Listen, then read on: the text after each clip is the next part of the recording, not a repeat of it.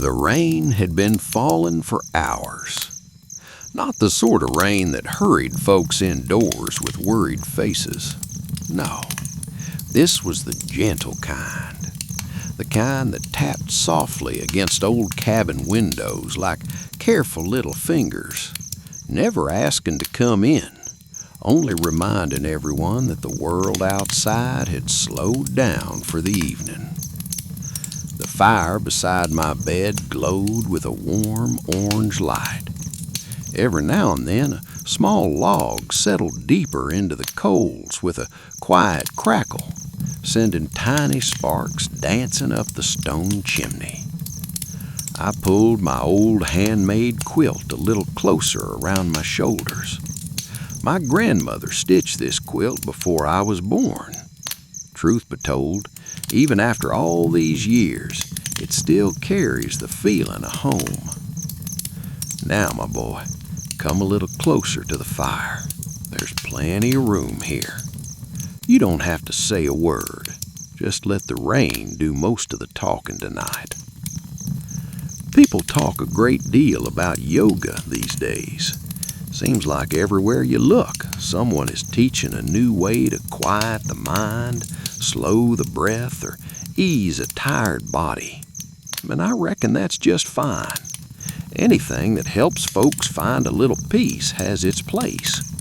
But long before anyone around here had ever heard that word, your grandparents already knew how to calm a restless mind. Not because someone wrote a book about it, not because they attended a class, not because they chased after the newest idea. No, they simply listened to the life the Lord had already placed around them. Back then, the world wasn't quiet because people tried to make it quiet. It was quiet because they allowed it to be. Evenings belonged to stillness. Once the day's work was finished, there wasn't much left to hurry toward. No glowing screens, no endless noise, no clocks reminding folks every few minutes that they were somehow behind. When supper was over, the dishes washed, the animals settled, and the lantern trimmed low, life itself seemed to take one long, peaceful breath.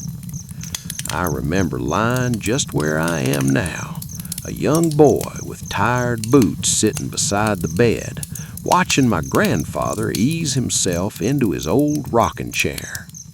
That chair had seen more seasons than I could count.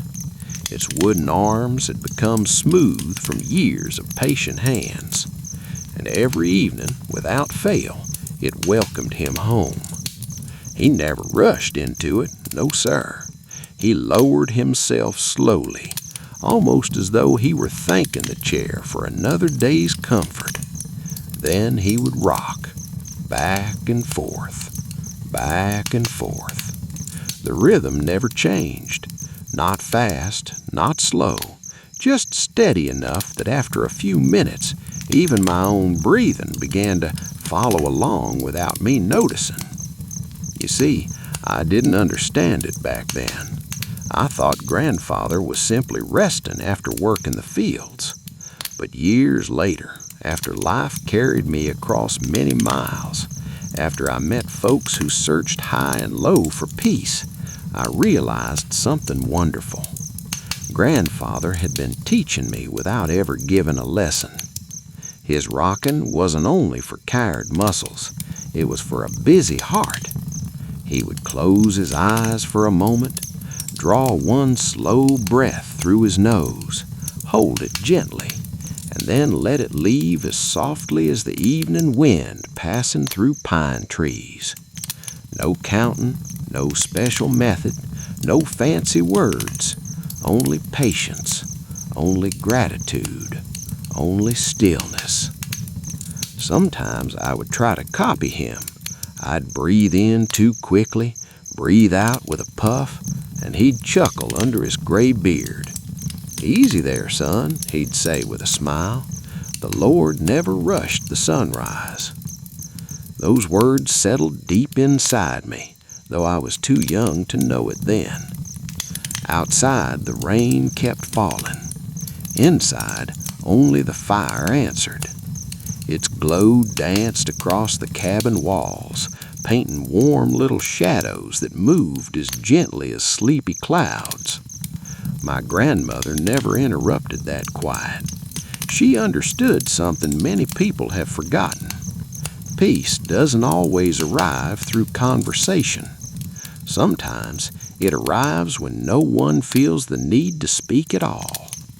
So we'd simply sit together, 3 generations beneath one roof, listening, breathing, rocking, watching the fire slowly turn sturdy logs into glowing embers.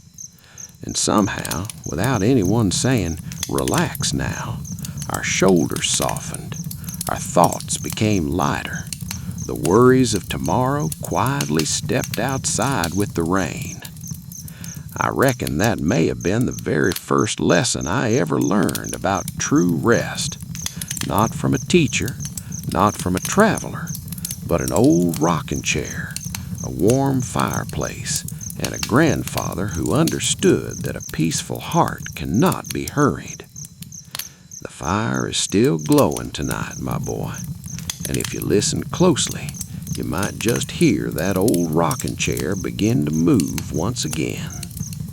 The old rocking chair gave its familiar little creak, back and forth, back and forth.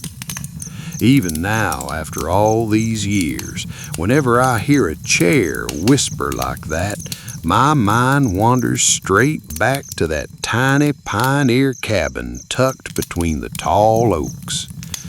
You see, some memories never truly grow old. They simply become softer.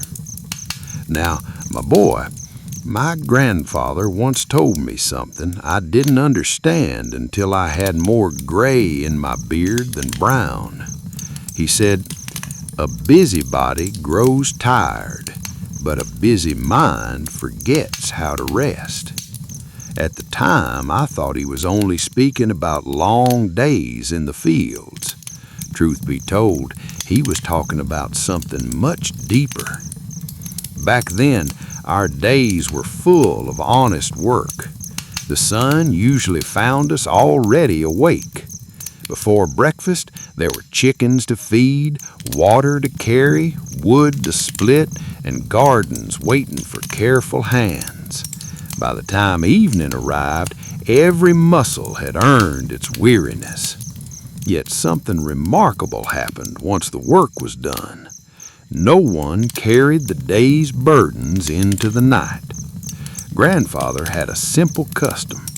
He'd wash his hands in a basin of cool well water. Not quickly, not carelessly, but slowly, as though every splash washed away another worry. He'd rub the dirt from underneath his fingernails, dry his hands with an old linen towel, then pause for a quiet moment before stepping inside. I asked him once why he always stood so still on the porch. He smiled beneath his weathered hat. "I leave the field outside, son." I blinked. "What do you mean?" He rested one hand upon my shoulder. "The corn can wait until morning. The fence can wait. The tools can wait. But your heart deserves to come home." Those words stayed with me, because he wasn't talking about the porch at all. He was teaching me that every evening needs a doorway, not only for our feet, but for our thoughts. Nowadays, folks often carry tomorrow into tonight, and tonight into tomorrow. But your grandparents, well, they believed every sunset carried permission to let go. Once inside, Grandmother would already have supper warming near the fire. Nothing fancy, perhaps a hearty vegetable stew, fresh bread she'd baked that afternoon, a little butter, maybe apples that had been tucked away in the cellar before winter arrived. The smell filled every corner of the cabin. Not rich, not extravagant, simply comforting. We never hurried our meals. There was no reason to. Every bite seemed to remind us that enough truly was enough. Between mouthfuls, Grandfather sometimes would close his eyes for a brief moment, not because he was sleepy, but because he enjoyed tasting his food without distraction. I reckon he understood something many people overlook. When your mind stays where your hands already are, peace quietly follows behind. After supper came one of my favorite parts of the evening, the dishes. Now that may sound strange. Most young boys tried to disappear before washing dishes. I know I certainly did from time to time. But Grandmother had a way of turning ordinary chores into peaceful moments. The warm water steamed gently in the wooden basin. She'd hum an old church hymn so softly I almost wondered whether the melody belonged to her or the rain outside. I'd hand her each clean plate. She'd dry it carefully with a cotton cloth, then place it upon the shelf without a sound. No clattering, no rushing. Every movement carried the same calm rhythm as Grandfather's rocking chair. Years later, I realized they weren't merely cleaning supper dishes. They were slowing their hearts before bedtime.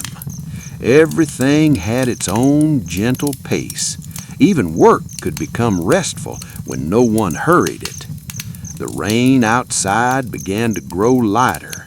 Instead of steady drops, only an occasional tap reached the cabin roof. Far away, I could hear an owl greeting the evening. Its call drifted through the trees like a quiet blessing. Grandfather listened for a moment, then nodded with a smile. "Seems old Mr. Owl is beginning his shift." I laughed. He laughed too, not loudly, just enough to warm the room.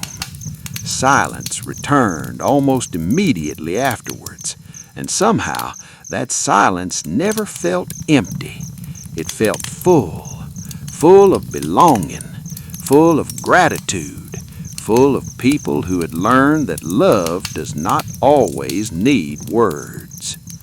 Now, my boy, if you had stepped into that little cabin on an evening like this, you might have thought nothing extraordinary was happening.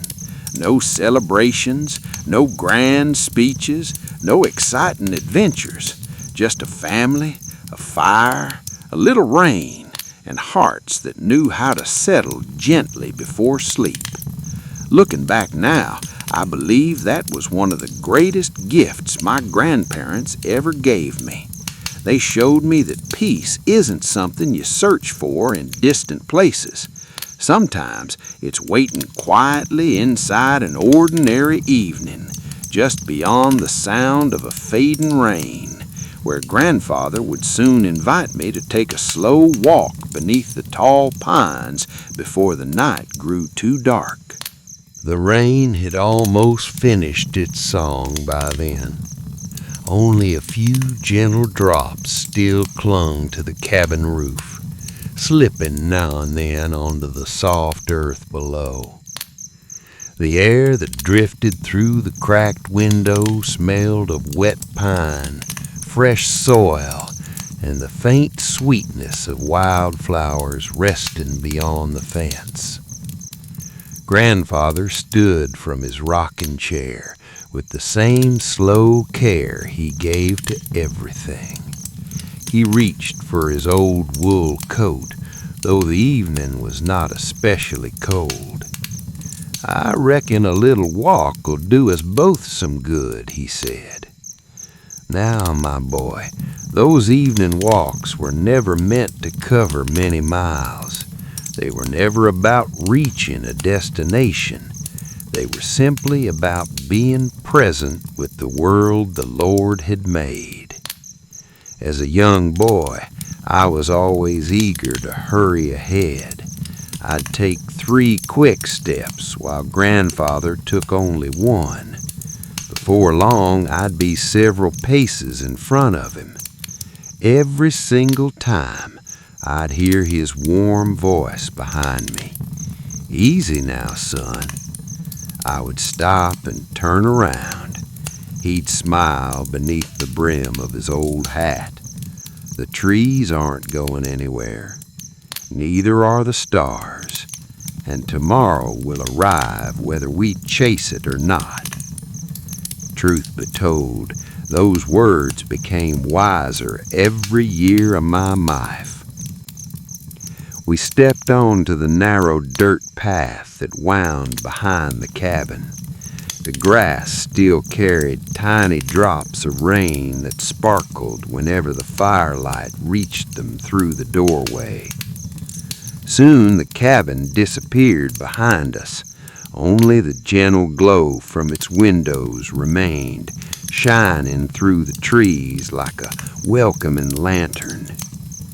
Grandfather walked with quiet confidence, not because he was strong, though he surely was, but because he trusted the path beneath his feet. He didn't stare at the ground every second. He didn't worry about the next bend. He simply walked, slowly, steadily, breathing as naturally as the breeze that moved through the branches above. I tried to match his pace. At first it felt almost too slow. My legs wanted to hurry. My thoughts wanted excitement. But something curious happened after a few minutes. The slower we walked, the quieter my mind became. The sound of our boots pressing softly into the damp earth created its own peaceful rhythm. Crunch, step, crunch, step. A little stream crossed beside the path. Rainwater hurried gently over smooth stones, making the kind of music no person could ever truly copy. Grandfather stopped beside it. He removed his hat for a moment and closed his eyes, not in sleep, not in prayer, simply in appreciation. "Listen," he whispered. I listened. At first, I heard only water, but the longer we stood there, the more the world seemed to wake up. A robin gave one last evening call. Crickets began their tiny concert among the tall grass. Leaves rustled high above as the breeze wandered from tree to tree.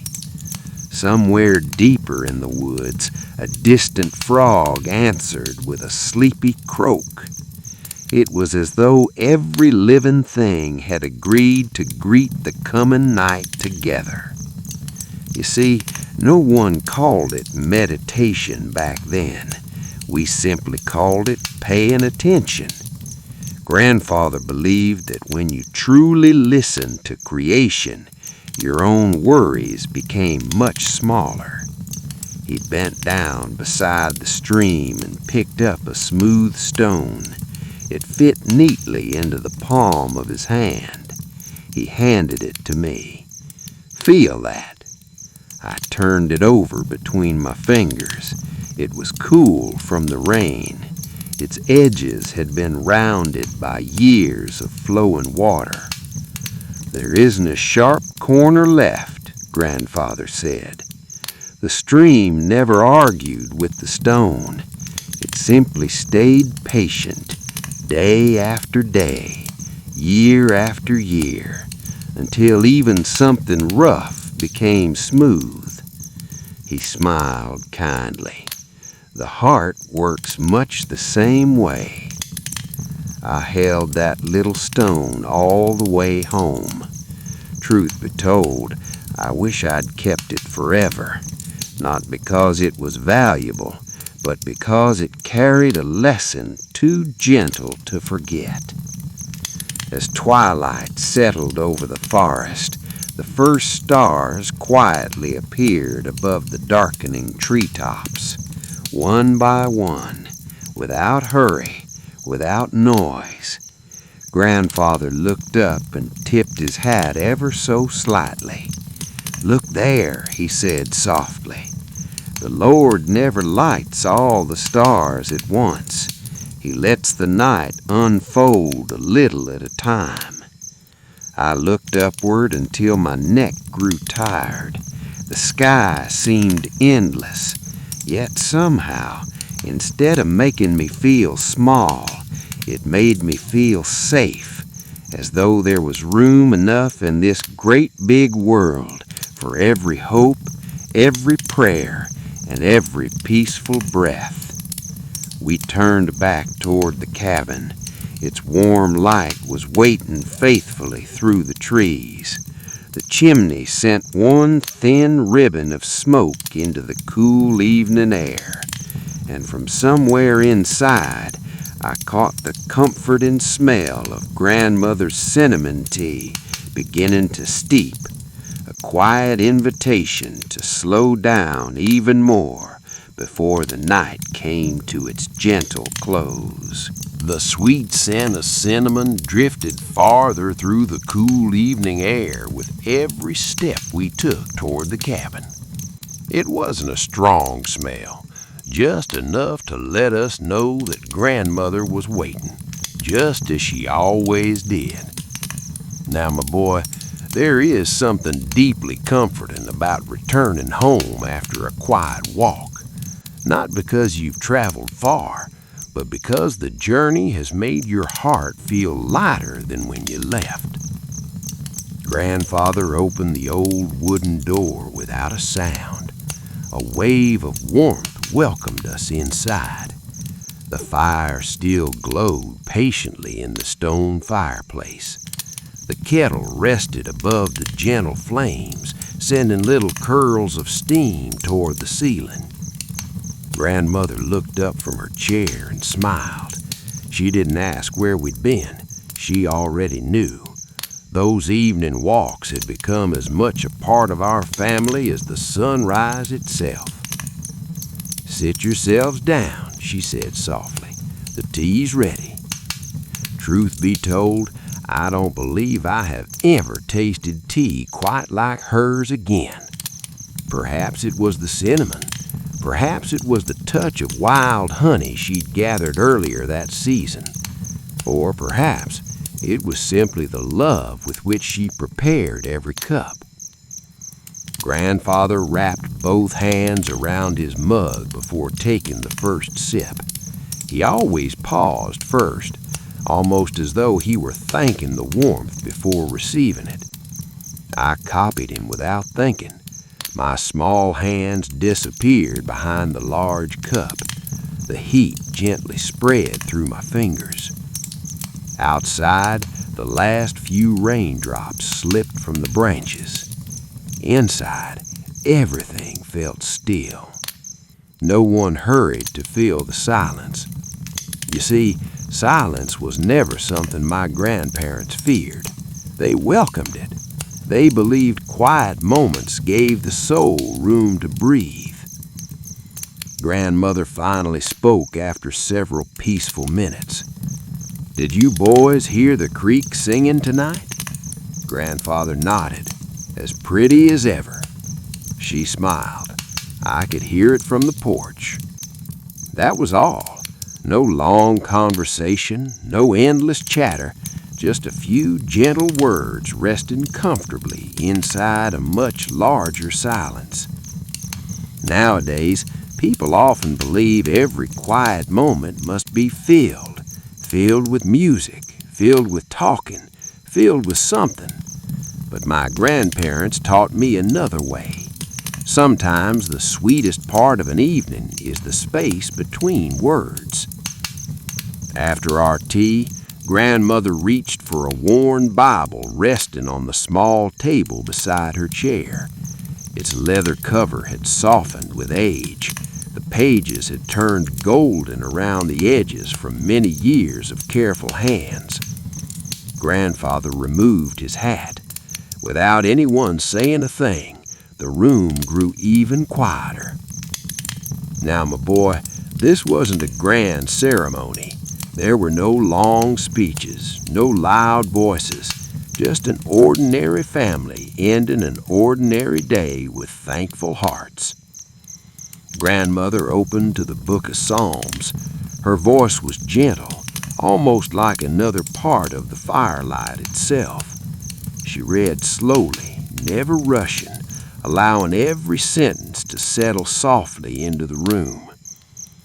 As a little boy, I didn't understand every verse, but I remember how they made me feel. Safe, calm, as though no matter how uncertain tomorrow might be, tonight everything was exactly as it should be. When she finished reading, Grandfather bowed his head. His prayer was never complicated. He thanked the Lord for the rain, for the fields, for healthy hands, for good neighbors, for enough food on the table, for another day shared together. Then, after a small pause, he added something that has remained with me ever since. "And thank you," he whispered, "for teaching us to be content." Content, such a simple word, yet I reckon it may be one of the greatest treasures a person can carry, because contentment doesn't ask life to become perfect. It simply notices the blessings already nearby. After our tea, Grandmother noticed me watching the flames. She smiled knowingly. "Fire teaches patience," she said. I looked up curiously. "How?" She pointed toward a glowing log. "It never rushes to become an ember. It simply becomes one." Those words settled gently into my young heart. Years later, whenever life felt hurried or heavy, I often remembered that glowing log.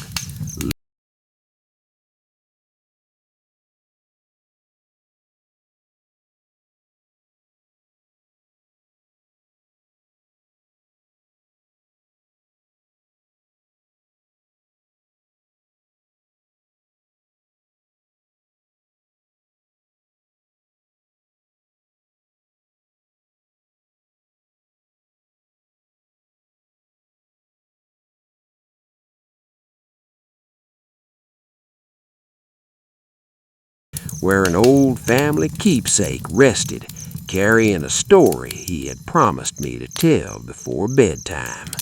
Grandfather reached carefully toward the little wooden shelf beside the fireplace. His hands moved slowly, with the kind of care that only comes from many years of respecting the things entrusted to you. There, resting beside an old brass lantern and a small bundle of dried lavender, sat a smooth cedar box. It wasn't large, just wide enough to fit comfortably in both hands. The corners had become rounded from time, and the lid carried tiny scratches that told of countless evenings just like this one. Now, my boy, every family has a few treasures that aren't worth much money, yet they become priceless because of the memories they hold. This little cedar box was one of ours. Grandfather set it gently upon his lap. He didn't open it right away. Instead, he rested his hand on the lid for a quiet moment, almost as though he were greeting an old friend. I watched with the eager curiosity only a young boy could have. "What is it?" I whispered. He smiled beneath his silver beard. "A reminder." "A reminder of what?" I asked. "Of the people who taught me how to live slowly." Truth be told, that answer puzzled me more than it satisfied me, but Grandfather only chuckled softly. "You'll understand." With a gentle lift, the lid opened. Inside lay only a few simple things: a small pocket watch that no longer ticked, a folded handkerchief embroidered with tiny blue flowers, an old feather from a wild turkey, a smooth river stone, and a faded piece of paper carefully folded many times over. To anyone else, it might have looked like a box of ordinary keepsakes, but to Grandfather, each one carried a story. He picked up the old pocket watch first. "It stopped many years ago," he said. I looked at it with surprise. "Why didn't you fix it?" He smiled. "Because it reminds me that not everything needs fixing." I tilted my head. He continued, "When this watch stopped, I was disappointed. I thought something precious had been lost. But after a while, I realized something. Time kept moving. The sun still rose. The birds still sang. The crops still grew. So I stopped worrying about the watch and started paying more attention to the day the Lord had given me." Those words settled over me as softly as the firelight. Even now, I can still picture that little watch resting in his weathered palm, its hands forever pointing to one forgotten hour, yet somehow teaching one timeless lesson. Next, Grandfather lifted the smooth ruler stone. I smiled. It looked almost exactly like the one he had handed me beside the stream earlier that evening. "You remember what I told you?" he asked. I nodded eagerly. "The water stayed patient." He smiled warmly. "That's right, and peace grows patient hearts." He placed the stone back inside the box with great care. Then Grandmother reached for the folded handkerchief. Her fingers brushed gently across the delicate blue stitching. "I made this for him before we were married," she said with a quiet laugh. I looked from one to the other. Grandfather's cheeks grew just a little red, even after all those years. "You carried it all this time?" I asked. "Every day," he replied. "Not because I needed a handkerchief, but because it reminded me that I was loved." The room grew wonderfully quiet again. The fire crackled softly. Outside, the wind whispered through the pines. Inside, I began to understand something that no one had tried to explain with long speeches. Peace wasn't built from grand adventures. It was stitched together from small moments, carefully treasured over many years. Grandmother closed the cedar box and tied the little ribbon around it once more. Then she looked toward me with kind eyes. "Never rush through ordinary days," she said.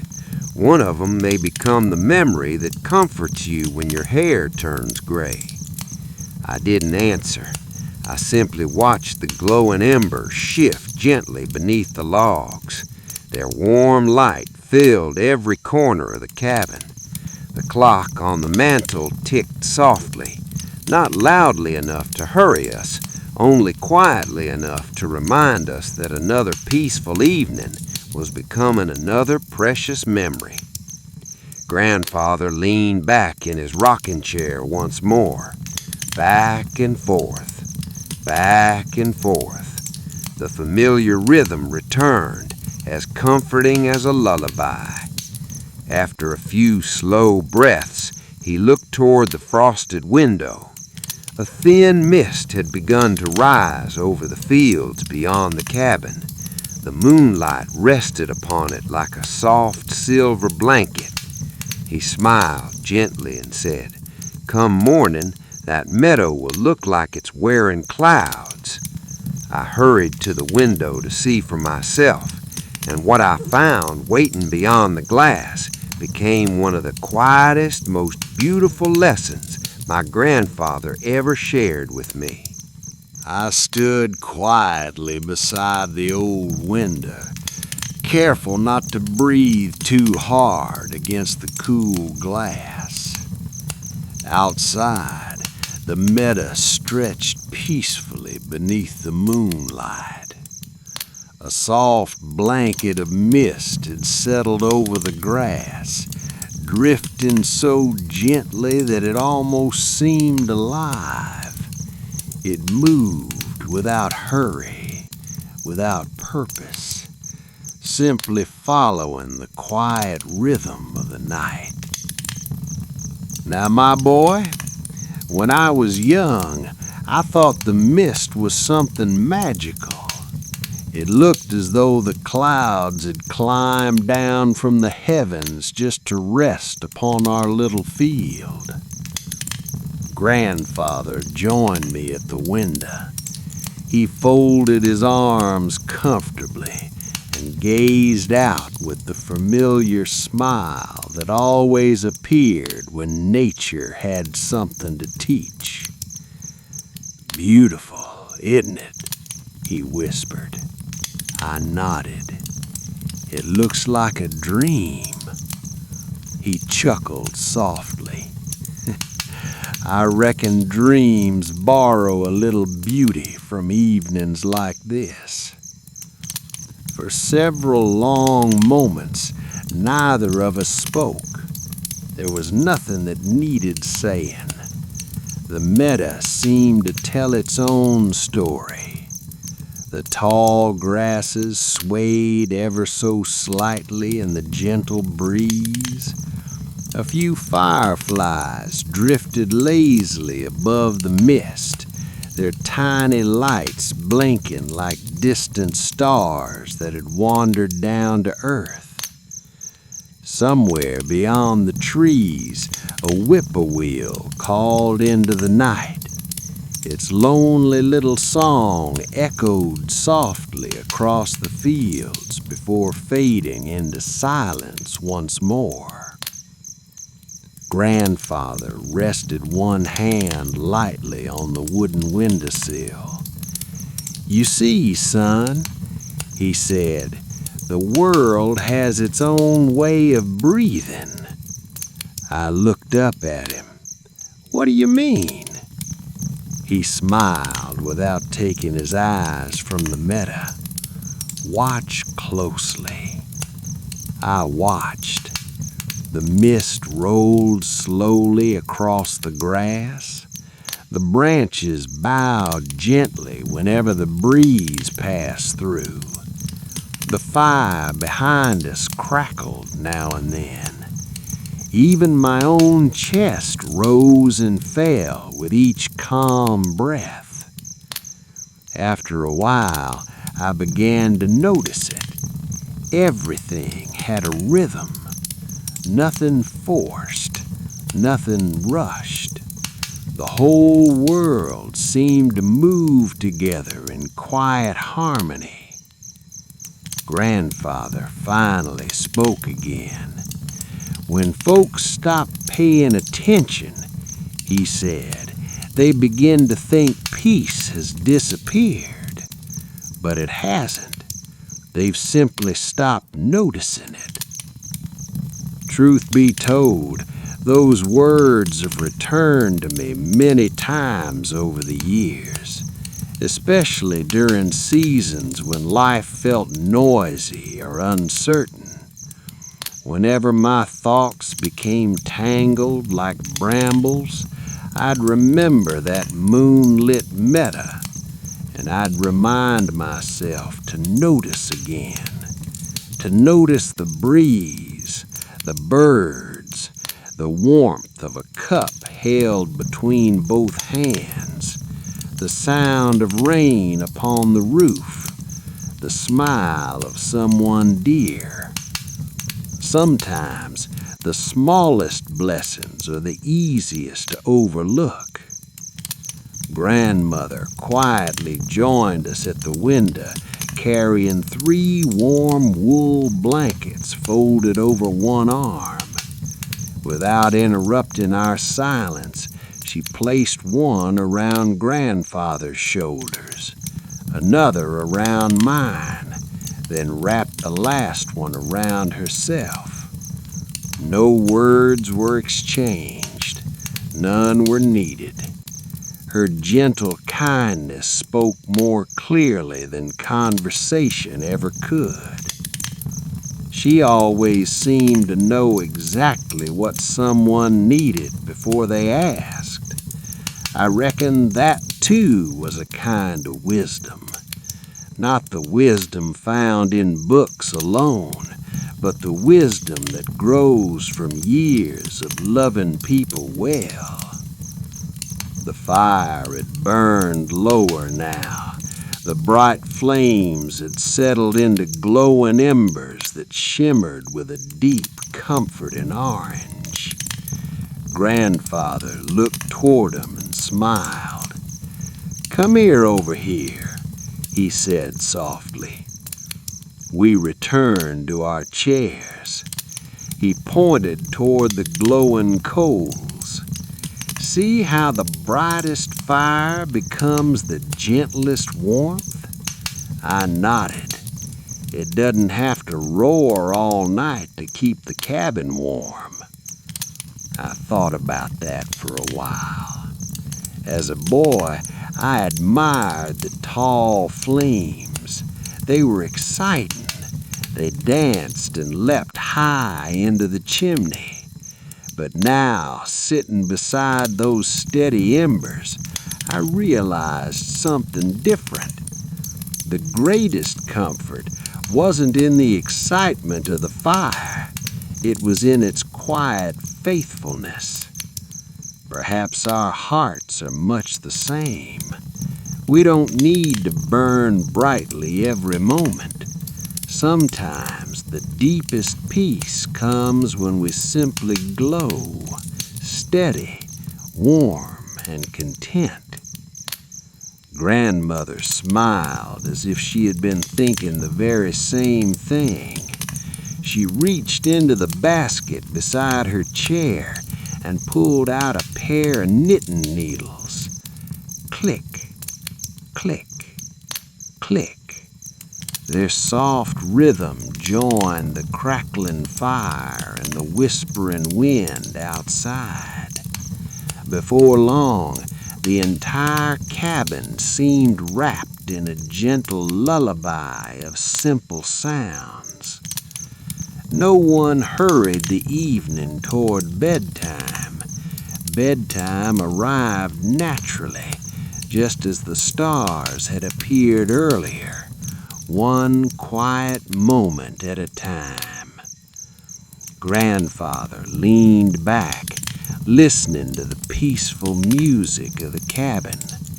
Then, with a thoughtful smile, he said, "Before every night's rest, my own father taught me one habit that settled the heart better than anything else." I leaned forward, eager to hear the story, as the fire continued to glow softly beside us. Grandfather rested his hands upon the arms of his old rocking chair and smiled into the glowing embers. For a little while, he said nothing at all. The knitting needles continued their gentle rhythm. Click, click, click. The wind whispered around the corners of the cabin. Somewhere outside, a horse shifted quietly in the barn, and then all was still again. Now, my boy, some of the greatest lessons in life arrive only after a comfortable silence. Grandfather finally looked toward me. "My father," he began softly, "never ended a day by thinking about everything that went wrong." I tilted my head. "Didn't he ever have bad days?" "Oh, certainly," Grandfather replied with a kind laugh.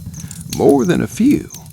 There were storms that flattened the corn, winters that lasted longer than anyone expected, days when tools broke, and seasons when the harvest wasn't as generous as we'd hoped." He paused and gazed into the fire. But every evening, he chose to remember something good before closing his eyes. Truth be told, At first, I couldn't understand why that mattered. If the day had been difficult, wouldn't it make more sense to think about the problems? Grandfather seemed to know exactly what I was wondering. He smiled. The mind, son, is a little like a garden.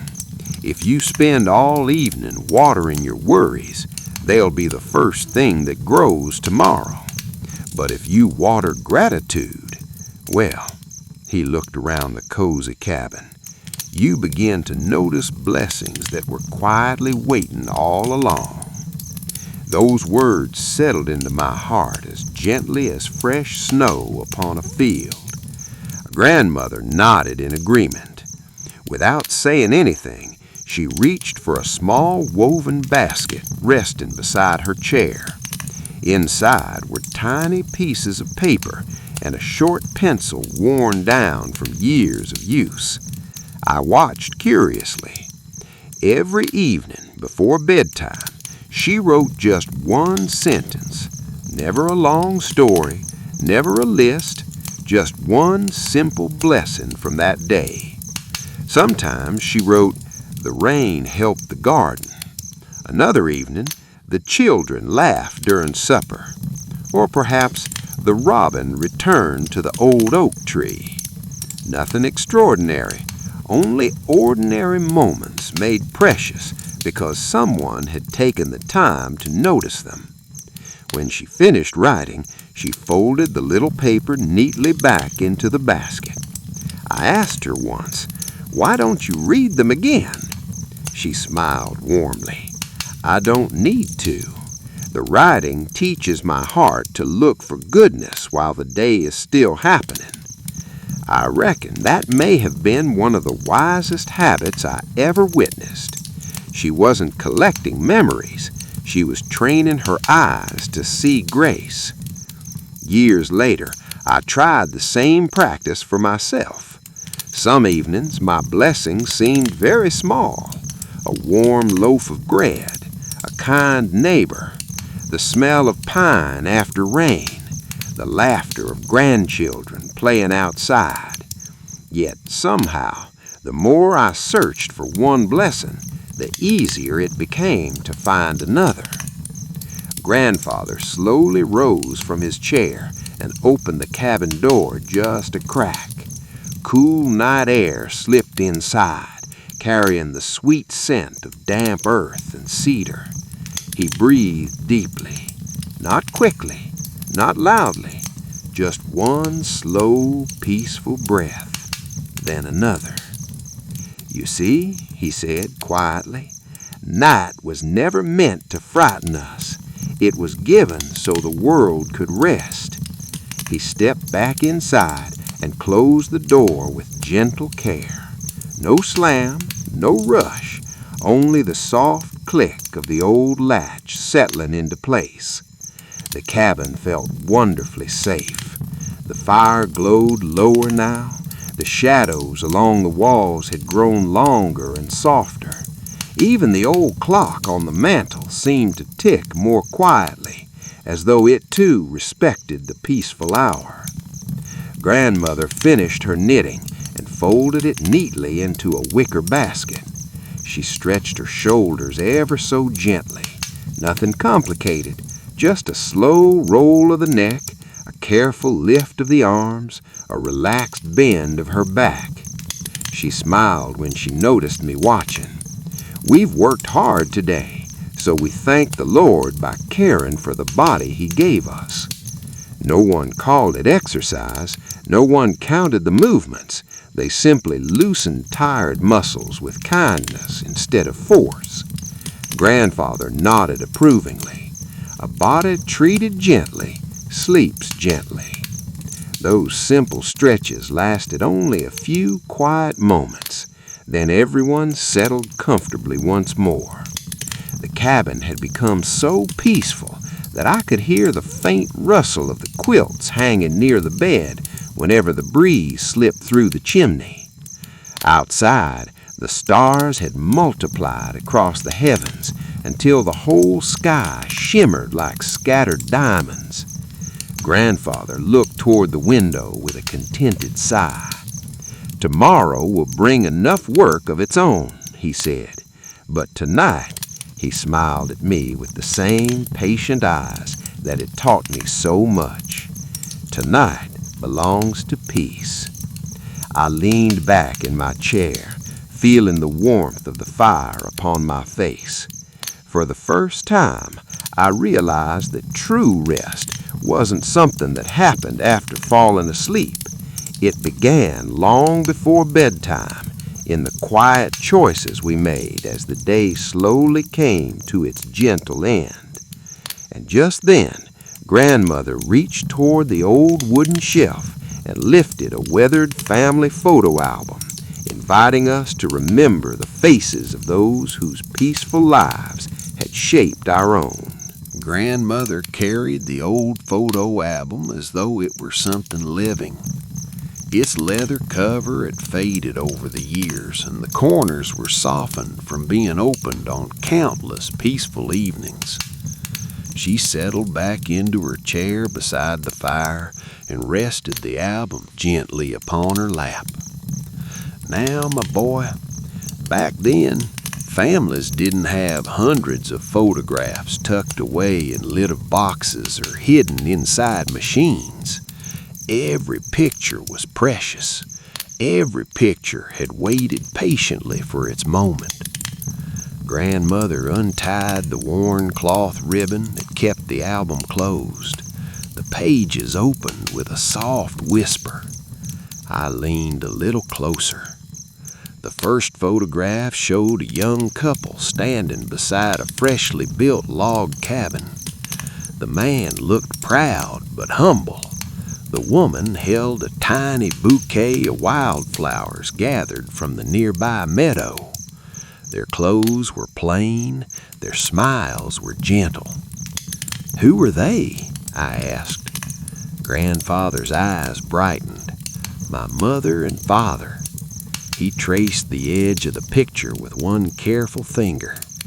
"They never owned much, but they always believed they had enough."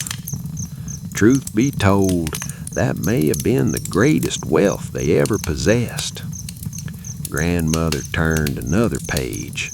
There was a picture of children running barefoot through a field of tall grass. The sun shone brightly behind them, making the whole meadow glow. One little boy had his arms stretched wide, pretending he could fly. Grandfather laughed softly. "That rascal was me." I looked at him with surprise. "You were always running?" "Oh, I certainly was, until my father taught me something." He smiled at the memory. He'd say, "Run while you're young, son, but don't run through your life." Those words settled gently into the quiet room. I didn't fully understand them then, but as the years passed, their meaning grew clearer. There is a difference between moving your feet and rushing your heart. Grandmother carefully turned another page. This photograph showed a family gathered beneath the shade of a large oak tree. A long wooden table stood in the middle. Fresh bread, jars of sweet preserves, pitchers of cool well water. Children laughing, older folks smiling quietly. No one looked hurried, no one seemed distracted. Everyone simply belonged. Grandmother smiled. "That was our harvest supper." Grandfather nodded. "The whole neighborhood came." I looked around the photograph. "There aren't any fancy decorations." He chuckled. "We didn't need 'em. The people were the celebration." The fire crackled softly behind us. Outside, the breeze stirred the pine branches ever so gently. Inside, the album continued telling its peaceful story. One page held pressed autumn leaves. Another held a faded ribbon from a county fair. There was even a small recipe written in careful handwriting by great-grandmother for a famous apple pie. Grandmother laughed. She always said the secret ingredient wasn't cinnamon. "What was it?" I asked eagerly. She smiled. "Patience." Grandfather laughed so warmly that even I couldn't help smiling. "You can't hurry good pie," he said, "and you can't hurry a peaceful life either." For a while, none of us spoke. We simply looked at the old photographs. Every face seemed familiar somehow, not because I had met them all, but because kindness leaves the same gentle expression from one generation to the next. You see, my boy, memories have a quiet way of slowing us down. When we remember those who walked before us, we stop chasing every tomorrow. Instead, we become thankful for today. Grandmother carefully closed the album and tied the ribbon once again. She placed it back upon the shelf where it had rested for so many years. The fire had burned lower now. The tallest flames were gone. Only glowing embers remained, spreading a deep orange warmth across the room. Grandfather stretched out his hands toward the gentle heat, not because he was cold, but because he enjoyed its comforting glow. "I reckon," he said softly, "there's something the fire and old memories have in common." I looked up. They both grow quieter as the night goes on, but somehow they warm the heart even more. I thought about that for a long time. Outside, the moon climbed higher over the tall pines. The meadow shimmered beneath its silver light. Inside, the cabin felt wrapped in peace so complete that even the ticking clock seemed to drift more slowly through the evening. Grandfather smiled toward the fading fire and said, "Before we head to bed, there's one more little tradition my mother never allowed us to forget." And with that, he reached for his old lantern, its gentle glow promising one final walk through the quiet cabin before sleep embraced the night. Grandfather lifted the old lantern from its hook beside the fireplace. Its glass had become slightly cloudy with age, yet the little flame inside glowed with a warm, steady light. He trimmed the wick just a touch, and the flame settled into a soft golden circle that danced across the cabin walls. Now, my boy, every evening before bed, my great-grandmother had one simple tradition. She called it "Walk in the House with Gratitude." No one ever rushed through it. No one ever complained. It only took a few quiet minutes, yet somehow it made the whole cabin feel even more like home. Grandfather held the lantern in one hand and motioned for me to follow. I slipped quietly beside him. Grandmother smiled and came along behind us, wrapping her shawl a little closer around her shoulders.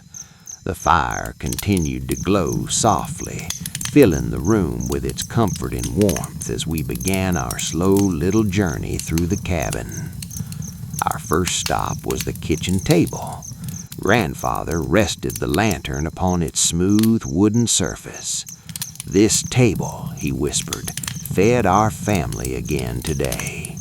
He gently placed his hand upon the worn wood. So tonight we thanked the Lord for daily bread. Nothing more was said. After a peaceful moment, he picked up the lantern once again. We walked only a few steps to the old water bucket resting near the back door. The cool well water reflected the lantern's light like tiny stars. Grandfather smiled. Many hands carried this water today, so tonight we're thankful for clean water and willing hands. Again, only a few quiet words, no speeches, no hurry. Then we crossed to the window. The moonlight poured softly through the glass, resting across the floorboards. Grandmother looked outside with gentle eyes. "The fields are resting now," she whispered. "So should we." I remember looking toward the sleeping meadow. Even the trees seemed peaceful. Their branches hardly moved at all. The whole world appeared to be tucked beneath a great blanket of calm. Truth be told, as a little boy, I thought we were blessing the cabin. Later years, I realized the cabin had been blessing us all along. Each stop reminded us that ordinary things are never truly ordinary. A table, a bucket, a window, a bed, a loaf of bread. Each carried quiet gifts we often forget to notice. Grandfather carried the lantern toward the small bookshelf beside the fireplace. Only a handful of books rested there. A family Bible, a hymn book, 2 well-loved storybooks, and a small journal tied with twine. He smiled. Books feed the mind just as bread feeds the body.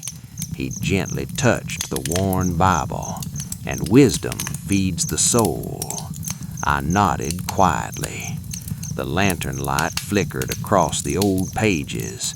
Somehow, the book seemed almost alive, patiently waiting to comfort another weary heart. From there, we walked toward the front door. Grandfather placed one weathered hand upon the sturdy wooden frame. This door welcomed neighbors. It welcomed family. It welcomed strangers who needed warmth. Then he smiled, and tomorrow it will welcome another sunrise. I looked at the old door differently after that. It wasn't merely wood and iron. It had quietly watched years of love, laughter, prayers, and peaceful evenings. Perhaps homes remember more than we realize. When our little walk was finished, we returned once again to the fireplace. Grandfather carefully hung the lantern back on its hook. Its gentle glow joined the fading embers, filling the cabin with a peaceful golden light. Grandmother folded another quilt at the foot of the bed. She smoothed every corner with patient hands. Not one wrinkle escaped her notice, not because perfection mattered, but because care did. You see, my boy, love often hides inside little acts that hardly anyone notices. A neatly folded quilt, a warm cup waiting on the table, a door quietly opened for someone else, a smile at the end of a long day. These things seem small, yet together they build a peaceful life. Grandfather settled into his rocking chair one last time that evening. Back and forth, back and forth. His breathing had become so calm that it almost matched the gentle sway of the chair itself. He looked toward me with eyes full of quiet kindness. My father used to say, "Never climb into bed carrying what belongs to tomorrow." I thought about those words while watching the last bright ember slowly fade into a deep orange glow. Outside, the stars filled every corner of the sky. Inside, the cabin seemed wrapped in the kind of peace that cannot be bought, only practiced. Grandfather smiled gently. "Before sleep," he said, "there's one last thing we always did together as a family." And the room grew even quieter, as though the night itself wished to listen. The cabin became so still that I could hear the gentle settling of the old wooden beams overhead. Every now and then, a tiny ember sighed within the fireplace. The sound was so soft It might have gone unnoticed by anyone in a hurry, but we were never in a hurry, not at this hour. Now, my boy, my grandfather believed that the last few moments before sleep were among the most important of the entire day. Whatever you carry into the night, he often said, has a way of greeting you again in the morning. So before anyone climbed beneath their quilts, we gathered together one final time, not around the supper table, not on the porch, but beside the fading fire. Grandmother brought 3 small stools closer to the hearth. Grandfather remained in his rocking chair. I sat cross-legged on a braided rug that my great-grandmother had woven many years before. Its colors had faded with time, but it was still as sturdy and comforting as ever. The fire no longer leaped high into the chimney. It glowed quietly, deep orange, soft red. Every now and then, a little blue flame appeared for just a moment before disappearing again. Grandfather smiled at the embers. "You see those coals?" I nodded. "They've done their hardest work already. Now they simply give warmth." He looked at me with gentle eyes. "I reckon people become much the same. When we're young, we often feel we must prove ourselves. We rush, we strive, we worry. But with the Lord's help, a peaceful heart learns that quiet faithfulness shines longer than bright excitement." I watched the glowing coals carefully.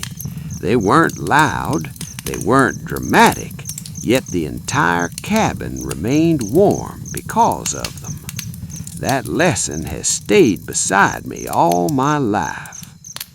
Grandmother reached for a small wooden bowl resting on the mantel. Inside were pine cones she had gathered during autumn walks through the forest. She handed one to me. It smelled wonderfully of cedar and pine resin. "Close your eyes," she whispered. I obeyed. "What do you smell?" "The forest," she smiled. "And what does the forest remind you of?" I thought for a moment.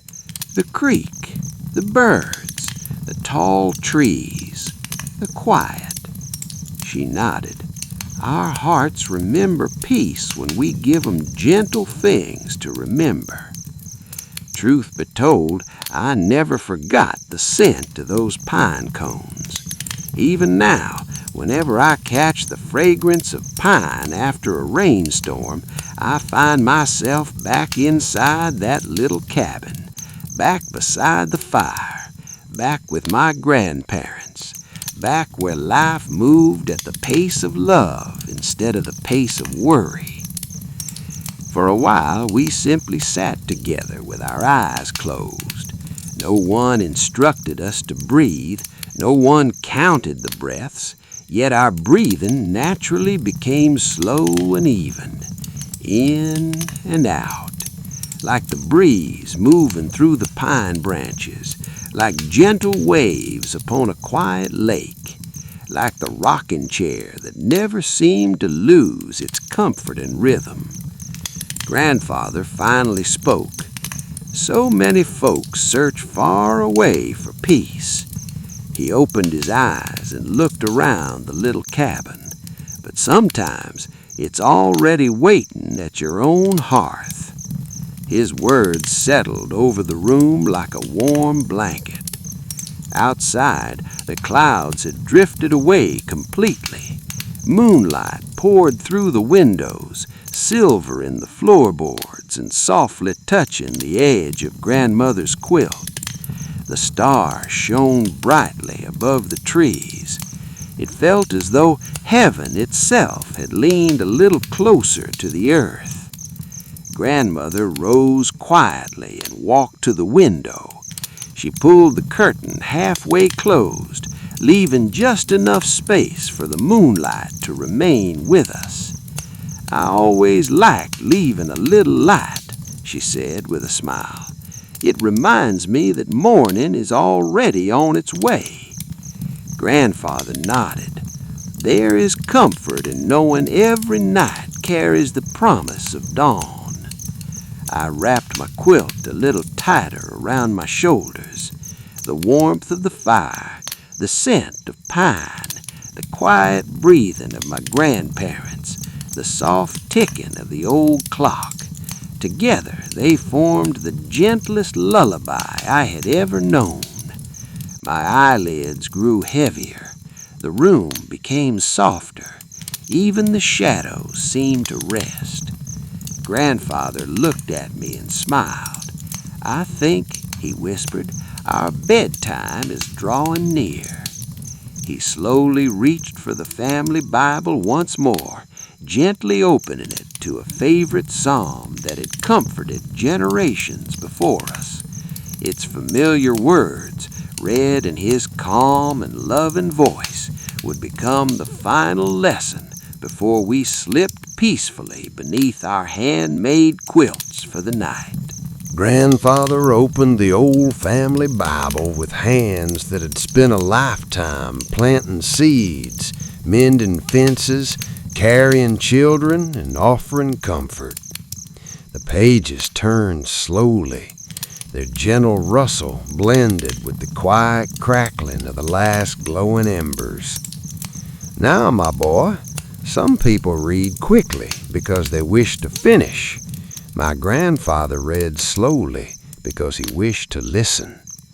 He believed the words deserved time to settle into the heart. The cabin had become wonderfully still. Even the old clock upon the mantel seemed to soften its ticking. Grandfather adjusted his spectacles and smiled. This psalm, he said quietly, was read to me by my own mother when I was no older than you. He lowered his eyes to the page. Then, in a voice as warm as the fire itself, he read slowly, "The Lord is my shepherd, I shall not want." He paused for a long, peaceful moment, not because he had forgotten the next line, but because he wanted those simple words to find a home inside us. Truth be told, as a boy, I didn't understand every verse, but I understood the feeling they brought. They made the cabin seem even safer, the walls stronger, the fire warmer, the night kinder. Grandfather continued reading, never hurrying. Each sentence drifted through the room like a gentle breeze moving across a quiet meadow. When he reached the end of the psalm, he carefully closed the Bible. No one spoke. No one needed to. Sometimes the greatest conversations happen inside the silence that follows kind words. Grandmother folded her hands in her lap. Her knitting rested quietly beside her chair now. She looked toward the fading fire and smiled the same peaceful smile she had worn for as long as I could remember. "I've always loved evenings," she whispered. I looked at her curiously. "More than mornings?" She laughed softly. "Oh, I love both, but evenings remind us that we've done enough." Those words settled gently into my young heart. Done enough. Not everything, not perfectly, just enough. I reckon many weary souls would sleep more peacefully if they believed those two little words. Grandfather nodded. The fields don't ask us to finish every task before sunset. The birds don't sing all night. Even the river slows when winter comes. So why should we expect ourselves to live without rest? Outside, the wind had become almost silent. The pine trees stood peacefully beneath the stars. A little owl called once in the distance. Then everything returned to stillness. The cabin seemed wrapped in a blanket woven from quiet sounds. Grandmother rose once more and carefully placed another small log onto the glowing coals, not to build a roaring fire, only to keep a gentle warmth through the night. The fresh log caught slowly, first a little curl of smoke, then a tiny golden flame. Patience. That word seemed to live in everything my grandparents did. They never forced the fire. They never hurried the evening. They trusted each moment to become what it was meant to become. Grandfather leaned back in his rocking chair, back and forth, back and forth. His breathing remained slow and peaceful. Watching him, I noticed something I'd never seen before. His face looked completely at ease, not because life had been easy. I knew it hadn't. He had buried loved ones, survived harsh winters, worked through droughts and storms, known disappointment and sorrow. Yet none of those things had stolen the gentleness from his eyes. Later in life, I finally understood why. Peace isn't the reward for a perfect life. It is the quiet companion of a grateful heart. Grandfather noticed me studying him. He smiled. "What are you thinking about, son?" I hesitated. "You always seem peaceful." He chuckled softly. "Oh, I wasn't always. There were years when I worried too much. There were nights I couldn't sleep. There were mornings I forgot to notice the birds." He looked into the glowing fire. "But little by little, the Lord taught me to loosen my grip, to do today's work and leave tomorrow in His hands." Those simple words felt like a warm blanket settling over my shoulders. Outside, the moon had climbed high above the tall pines. Inside, the fire glowed with steady warmth. The cabin felt almost dreamlike now. My eyelids grew heavier with every passing minute. Grandmother noticed and smiled knowingly. "I believe," she whispered, "our quilts are waiting." Grandfather nodded with a gentle grin. "Yes, but before we tuck ourselves to bed, there's one last little tradition." He reached toward the small wooden washstand near the bedroom door, where a white ceramic bowl and a folded linen towel had been waiting quietly all evening. Grandfather carried the white ceramic bowl to the small table beside the bed. Grandmother poured fresh well water into it from a simple clay pitcher. The water caught the glow of the fireplace, reflecting little ribbons of gold that shimmered across the surface.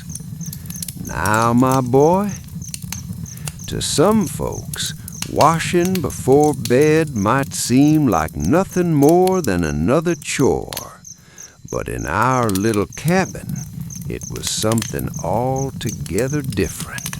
It was the gentle way we said goodbye to the day. Grandfather dipped the linen cloth into the cool water. He wrung it out carefully and wiped the dust from his hands, then across his face. Finally, he paused for a quiet moment. He looked down at the bowl with a peaceful smile. "You see," he said softly, "a little water can do more than clean your hands. It reminds your heart that every day offers a chance to begin again." Truth be told, those words stayed with me long after the water had dried. Grandmother washed her hands next. Her movements were slow and graceful. She wasn't simply hurrying towards bed. She was preparing herself for rest. When it was my turn, I copied every movement as closely as I could. The cool cloth felt refreshing after a long day, almost as though it carried away not only the dust from the fields, but every little worry my young heart had gathered along the way. Grandfather smiled kindly. "There now, doesn't that feel better?" I nodded. "It surely does." He laughed softly. "I reckon clean hands and a thankful heart make good companions."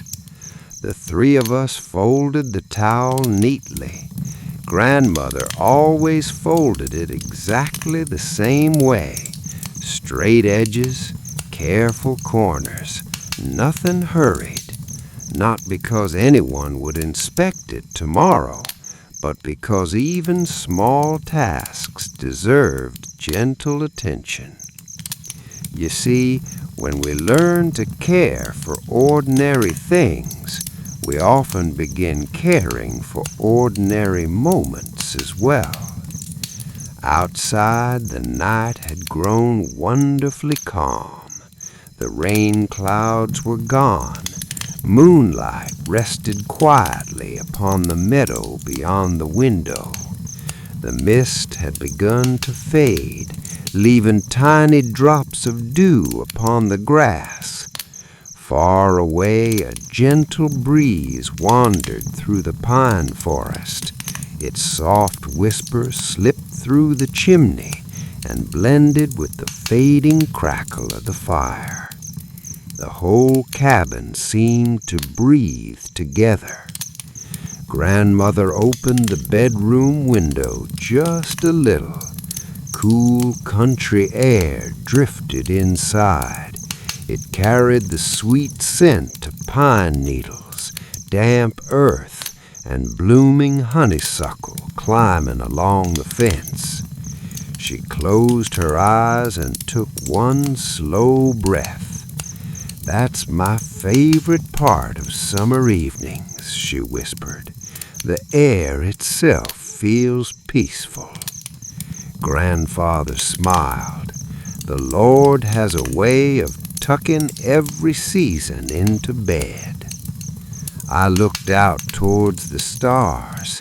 The sky seemed impossibly wide.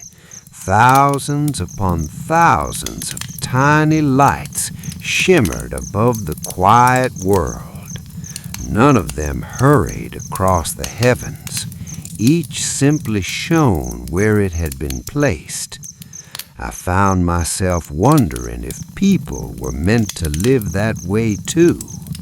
Not comparing, not racing, simply shining with quiet faithfulness wherever the Lord had planted them.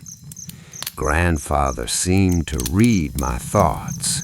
He rested a warm hand upon my shoulder. "Never wish for another man's path, son. The road given to you is enough. Walk it kindly, walk it patiently, and don't forget to enjoy the view along the way." Those words settled into my heart like seeds finding rich soil.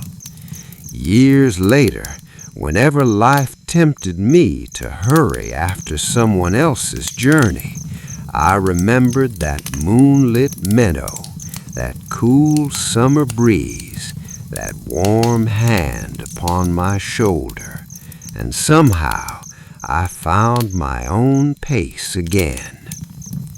The fire had become little more than glowing embers now. Their warmth was gentle rather than bright. The rocking chair had finally grown still.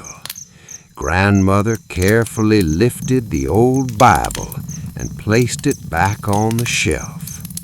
Grandfather turned the lantern wick a little lower.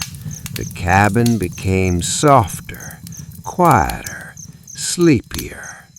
Only one small flame remained dancing beside the fireplace. It painted golden shadows across the handmade quilt waiting upon the bed. Grandfather looked toward it with a peaceful smile. "I believe," he whispered, "it's time to let the day rest." He gently reached for the edge of the quilt and pulled it back, inviting us to settle beneath its familiar warmth as the last quiet moments before sleep wrapped themselves around the little cabin like a blessing. The old quilt settled over us with a gentle rustle. It carried the comforting weight of many winters, many summers, and countless peaceful nights. As I tucked it beneath my chin, I could still feel the warmth that had gathered from the nearby fire. Now, my boy, there's something about a handmade quilt that is difficult to explain. Every stitch tells a quiet story. Every patch of cloth once belonged to another season of life. My grandmother often smiled and said nothing useful should ever be wasted. So pieces of worn work shirts, an old Sunday dress, a faded apron, even scraps from my grandfather's favorite flannel became part of the quilt that now rested over our family. It was more than a blanket. It was a collection of memories sewn together with patient hands. Truth be told, I think peaceful lives are built in much the same way, not from one great moment, but from thousands of small acts of kindness, gratitude, forgiveness, and quiet faithfulness. Outside, the moon had begun its slow journey toward the western hills. The silver light that slipped through the curtains had softened, leaving only a pale glow upon the wooden floor. Inside, the fire had almost finished its work. The bright flames were gone. Only a few glowing embers remained, pulsing gently like the steady beat of a peaceful heart. Grandfather reached over and carefully placed the small iron screen in front of the fireplace. He always did that before bed, not because he expected trouble, but because wisdom quietly prepares for tomorrow while enjoying today. He smiled as he returned to the bedside. My father always said, "Take care of the little things before you sleep, and your dreams will have less to worry about." I nodded sleepily. Even as a boy, those words felt comforting. Grandmother blew out the lantern beside the window. Its tiny flame disappeared with a soft whisper. The cabin grew dimmer.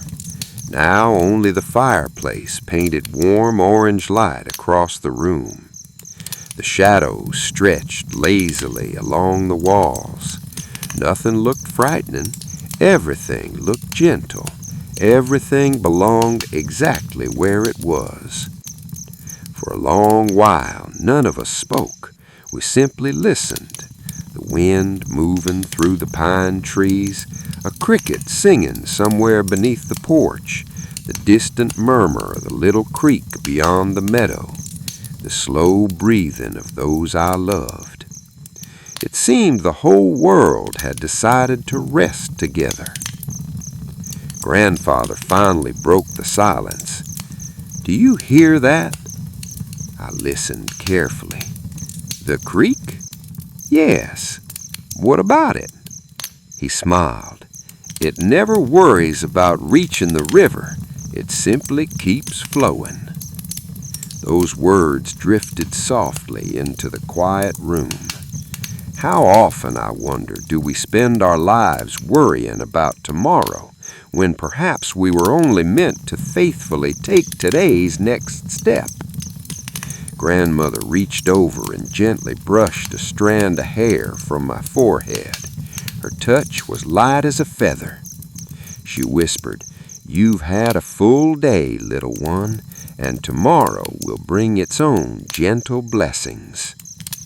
I felt my eyelids becoming heavier with each passing moment. The warmth of the quilt, the fading fire, the peaceful voices of my grandparents, everything seemed to invite sleep without forcing it. Grandfather folded his hands across his lap. His eyes rested upon the glowing embers one last time. He reckoned, he said softly, people often search far from home for peace. He looked around the little cabin. But peace has always enjoyed ordinary places.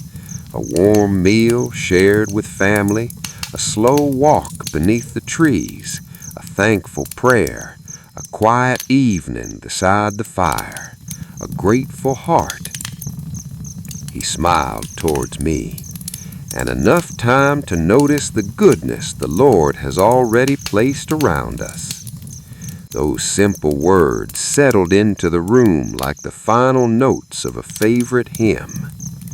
Outside, the stars continued their silent watch above the sleeping fields.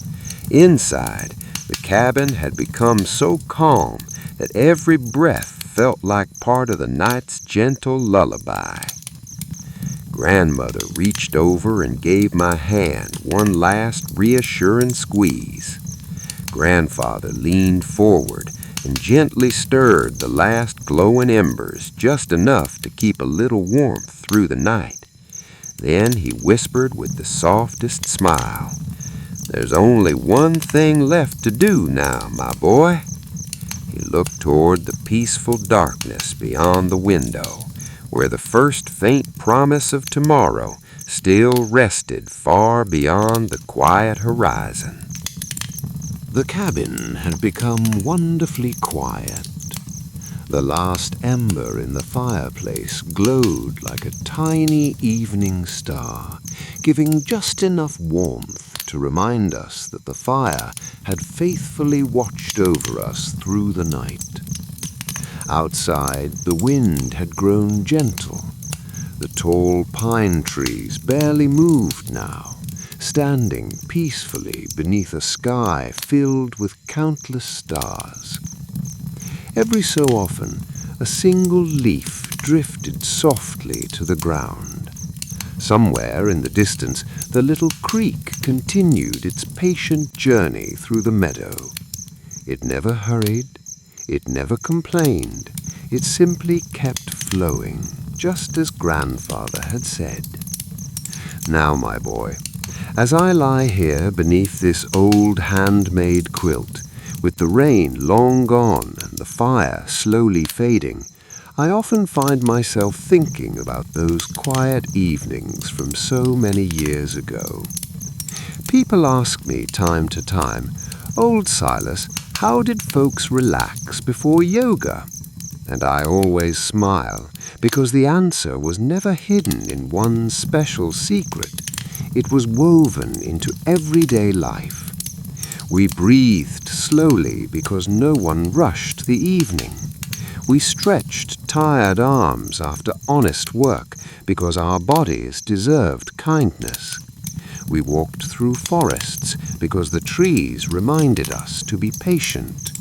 We listened to birds, rain, and the whispering wind because creation has always known a peaceful song. We gathered around the table because hearts become lighter when they are shared with family. We read God's Word because it gave us hope when tomorrow felt uncertain. We prayed because gratitude leaves little room for fear.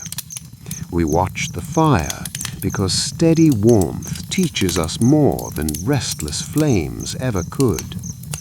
And when bedtime finally came, we climbed beneath warm quilts, carrying thankful hearts instead of hurried minds. Truth be told, I reckon my grandparents understood something that our busy world often forgets. Peace cannot be chased. It cannot be bought. It cannot be hurried. It grows quietly. One gentle breath, one kind word, one thankful prayer, one peaceful evening at a time. Even now, whenever life feels a little too loud, I close my eyes for a moment. I imagine that little pioneer cabin. I hear grandmother's knitting needles click, click, click. I hear grandfather's rocking chair back and forth, back and forth. I smell cinnamon tea warming beside the fire, fresh pine drifting through the open window, rain resting softly upon the roof. And somehow, no matter where I may be, I'm home again. Perhaps that's what true rest really is. Not escaping life, but remembering what matters most. A grateful heart, a peaceful spirit, the people we love, the quiet gifts the Lord places before us each day. Now, my boy, if your shoulders have grown a little lighter tonight, if your breathing has become slower, if your thoughts have begun to settle like the evening mist upon a quiet meadow, then perhaps those old lessons have found their way to you as well. As this fire gives its final little glow, I hope you'll remember that you don't have to hurry through tomorrow. The sunrise will come in its own good time. The birds will sing whether we rush or not. The trees will continue their patient dance with the wind, and the Lord, in His faithful kindness, will still be watching over you. So let your mind grow quiet now. Let every worry drift away like smoke rising gently from an old stone chimney. Let your breathing become as calm as the creek flowing through the moonlit meadow. Feel the warmth of this old quilt. Hear the peaceful crackle of the fading fire. Listen to the wind whispering softly through the pines. There is nowhere else you need to be, nothing more you need to do. This day has been enough. You have been enough. May your heart rest in gratitude. May your home be filled with peace.